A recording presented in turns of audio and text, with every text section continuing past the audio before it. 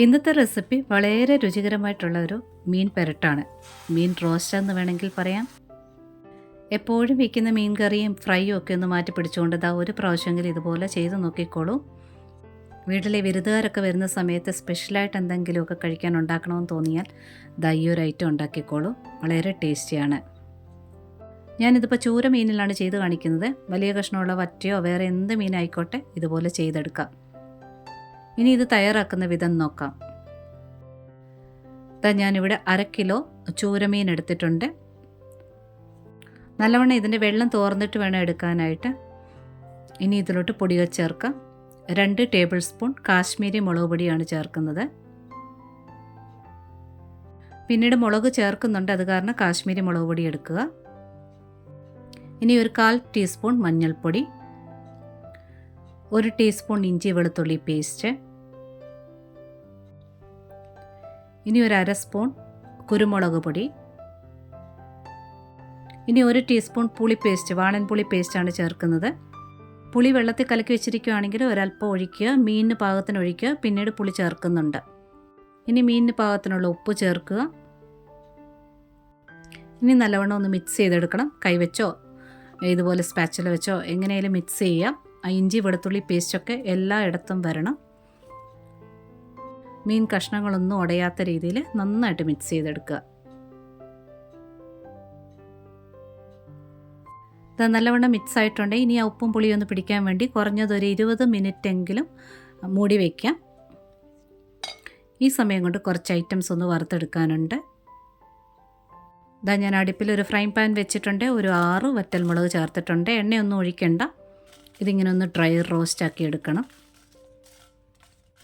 നമ്മൾ കപ്പയ്ക്കൊക്കെ മുളക് ഉടയ്ക്കാനായിട്ട് വറക്കില്ലേ, അതുപോലെ തന്നെ വറുത്തെടുക്കുക.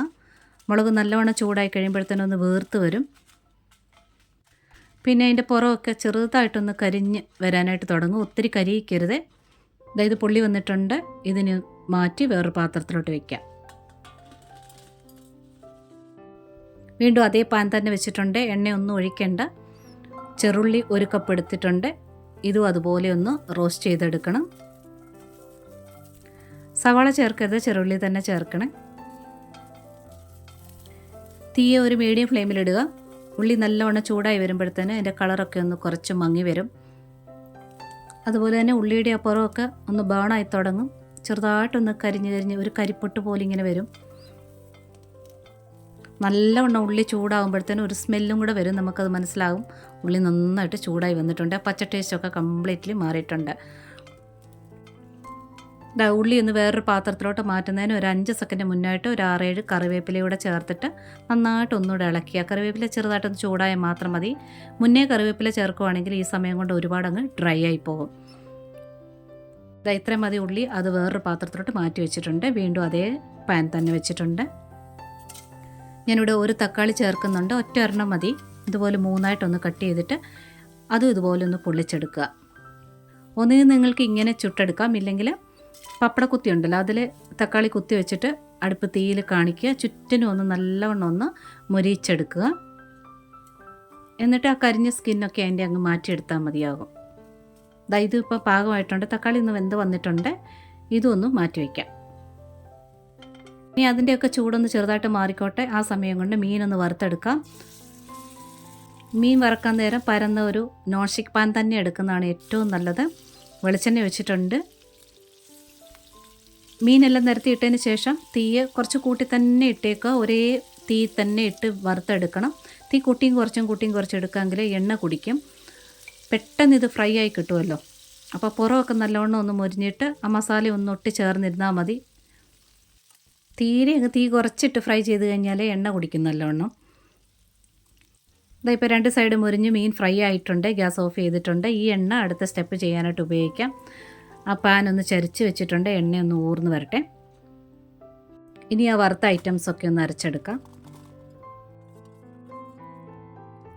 ആദ്യമേ വെള്ളം ചേർക്കാതെ അരച്ചെടുക്കുന്നതാണ് ഏറ്റവും നല്ലത്. പിന്നെ കുറച്ച് വെള്ളം ചേർത്ത് അരയാൻ പാകത്തിന് വെള്ളം ഒഴിക്കണേ. ഞാനിത് പുളി പേസ്റ്റ് ഒരു ചെറിയ നെല്ലിക്ക വലുപ്പത്തിൽ അതുകൂടെ ചേർത്തിട്ടുണ്ട്.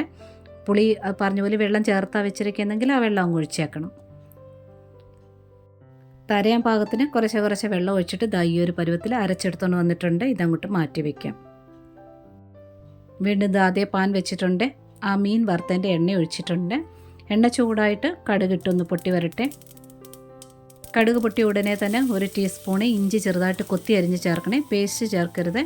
അതുപോലെ തന്നെ വെളുത്തുള്ളിയും ഒരു 7-8 വെളുത്തുള്ളി എടുത്തിട്ടുണ്ട്, ചെറിയ സൈസ്. അത് കനം കുറഞ്ഞ് അരിഞ്ഞ് ചേർക്കുക. ഇതൊരു 10-15 സെക്കൻഡ് നേരത്തെ തന്നെ ചെറിയ തീയിലൊന്ന് വഴറ്റിയെടുക്കുക. അതൊന്ന് മൂത്ത് വന്നിട്ടുണ്ട്. ഇനി ഇതിലോട്ട് സവാള, ഒരു മീഡിയം സൈസ് സവാളയാണ് എടുത്തിട്ടുള്ളത്, ചെറുതായിട്ട് കനം കുറഞ്ഞ് അരിഞ്ഞെടുക്കുക.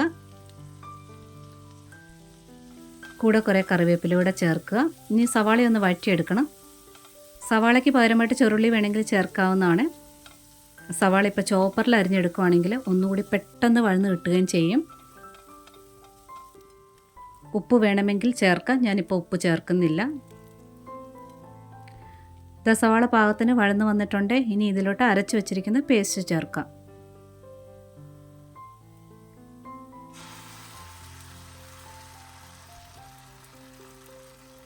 ഇനി ആ ജാറിനകത്തോട്ട് 1/2-3/4 കപ്പ് വെള്ളം കൂടി ഒഴിച്ചിട്ട് അതുകൂടി ചേർക്കാം.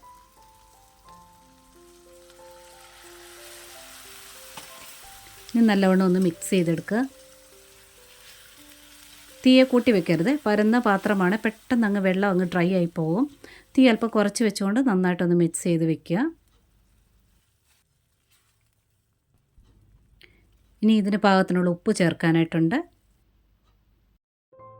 ഇനി ഒരു 1/4 സ്പൂൺ വറുത്ത് പൊടിച്ച ഉലുവാപ്പൊടി ചേർക്കുക.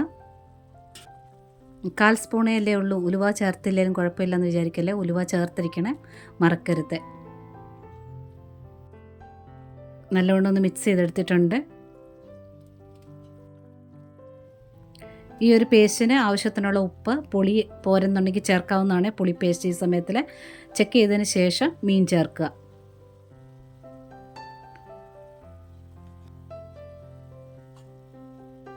മീൻ ചേർത്തതിന് ശേഷം ഒരു മീഡിയം ഫ്ലെയിമിൽ ഇട്ടുകൊണ്ട് നന്നായിട്ടൊന്ന് മിക്സ് ചെയ്തെടുക്കുക. കുഴിഞ്ഞ കടായി എടുക്കുന്നതിലും നല്ല ഇതുപോലെ ഒരു പരന്ന പാനിനകത്ത് മിക്സ് ചെയ്യുന്നതായിരിക്കും ഏറ്റവും നല്ലത്. അപ്പം മീൻ കഷ്ണങ്ങൾ ഒട്ടും ഉടയത്തില്ല. ഇതുപോലെ ഒരു സ്പാച്ചുല ഉണ്ടെങ്കിൽ വളരെ ഉപകാരമാണ്. ഇതുപോലെ കുറച്ച് നേരം ഒന്ന് ഇളക്കും, കുറച്ച് സെക്കൻഡ് ഒന്ന് വിട്ട് കൊടുക്കും, പിന്നെ എന്നിട്ട് കുറച്ച് പിന്നെ ഒന്ന് ഇളക്കി. ഒത്തിരി അങ്ങ് ഡ്രൈ ആക്കി എടുക്കണ്ട, ഒരല്പം നനവോട് കൂടി, ആ മസാല ഒരു നനവോട് കൂടി വേണം. ഒരു 3 മിനിറ്റ് നേരത്തോളം ഇങ്ങനെ ഇളക്കി കൊടുത്തിട്ടുണ്ട്. ഇപ്പോൾ ആ മസാലയൊക്കെ കുറച്ചൊക്കെ ഡ്രൈ ആയി വന്നിട്ടുണ്ട്. ഇപ്പോൾ ഒരു റോസ്റ്റ് പരുവത്തിലായിട്ടുണ്ട്. ഇത്രയും മതി, ആ മസാല മാത്രം മതി നമുക്ക് ചോറുണ്ണാനായിട്ട്. അതുപോലെ തന്നെ ഈ കറി ഉണ്ടാക്കിയിട്ട് ഒരു 1-2 മണിക്കൂറിന് ശേഷമാണ് നല്ല ടേസ്റ്റ് ഉണ്ടാകുന്ന. ശരിക്കും മീനിനകത്തോട്ട് മസാലയൊക്കെ കയറാനായിട്ട് ഒരു സമയം കൊടുക്കണം. അപ്പം നമ്മൾ ചോറ് കഴിക്കുന്നതിന് 1-2 മണിക്കൂർ മുന്നേ എങ്കിലും ഇതുണ്ടാക്കി വെക്കണേ. അപ്പോൾ പിന്നെ ഈ ഡിഷ് റെഡി ആയിട്ടുണ്ട്. നിങ്ങൾക്ക് ഇഷ്ടപ്പെട്ടിട്ടുണ്ടെങ്കിൽ ഒരു ലൈക്ക് തന്നൊന്ന് സപ്പോർട്ട് ചെയ്തേക്കണേ. കൂടാതെ കമൻറ്റ് തരാനും ഹൈപ്പ് തന്ന് സപ്പോർട്ട് ചെയ്യാനും കൂട്ടുകാർക്കൊക്കെ ഷെയർ ചെയ്ത് കൊടുക്കാനും മറക്കരുത്. സബ്സ്ക്രൈബ് ചെയ്യാതെ കാണുന്നവരുണ്ടെങ്കിൽ ഒന്ന് സബ്സ്ക്രൈബ് കൂടെ ചെയ്തേക്കണേ. നോട്ടിഫിക്കേഷൻ ബെൽ ബട്ടണിലെ ഓൾ ഓപ്ഷൻ ഒന്ന് ടിക്കാക്കിയിട്ടാൽ മാത്രമേ പുതിയ വീഡിയോയുടെ നോട്ടിഫിക്കേഷൻ നിങ്ങൾക്ക് വേഗം എത്തിച്ചേരുക. ഇതുവരെ തന്ന സപ്പോർട്ടിനെല്ലാം ഒരുപാട് നന്ദിയുണ്ട്. ഒരുപാട് സ്നേഹത്തോടെ താങ്ക്സ് ഫോർ വാച്ചിങ്.